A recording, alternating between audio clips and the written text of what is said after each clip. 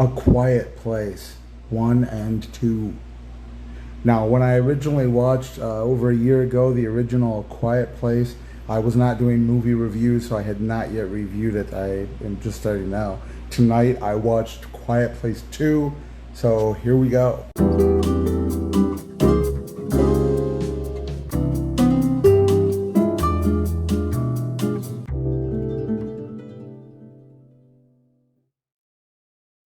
There are certain basic fears in humans, and I don't mean the spooky outside ourselves ones. I mean like losing our sight, losing our hearing, losing our legs, losing our arms, the things that we most know would affect our day-to-day lives and our ability to interact with others. I mean, we hate the idea. There's also other basic fears of death, such as drowning because of the cutting off of our air supply, or burning because of the anguish and agony involved. What A Quiet Place really does in a way that is fresh and original is play on those fears. The weird, apparently alien creatures that come to Earth, they come out of nowhere when they hear sounds. They destroy you quicker than you can think about it, and it's incredibly terrifying, and the only way to avoid them is to be totally silent. Now, we see much of this story through a young girl who is deaf, and that again plays to some of our fears of not being able to hear. But she lives with that because it's a condition, and now the human race that can hear, most of them, have to try to live in a deafening silence.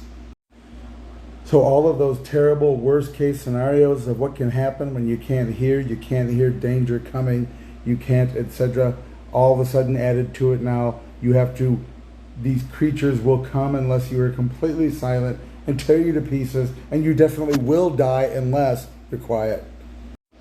The first movie, Quiet Place, brings us through this in the most horrifying possible ways, with a woman giving childbirth, taking care of her kids, with a family trying to make it against all odds, and imagine trying to be silent and delivering a baby. Ugh.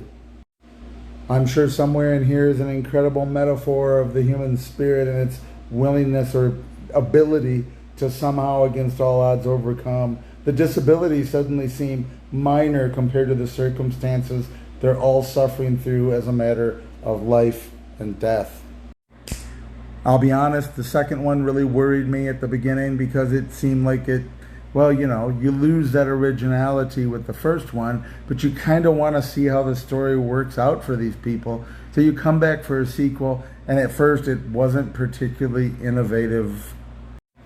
But then they work into an ingenious set of new survival circumstances and the potential for rescue being added in there. What you needed to really complete the story, a sort of ending, an ending of how it all works out.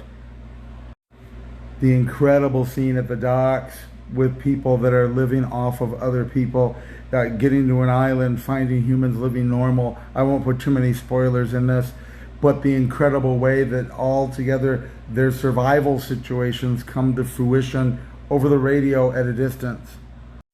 And we get the ending that we really needed to this epic quest. Not only did we get more suspense, more action, more of the first one, and it did wind up being very original in the feel of how we got that, but we also got an answer that humanity can fight back.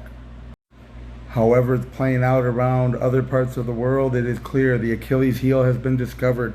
There's a way to strike back, and there's a way that the creatures can ultimately be defeated.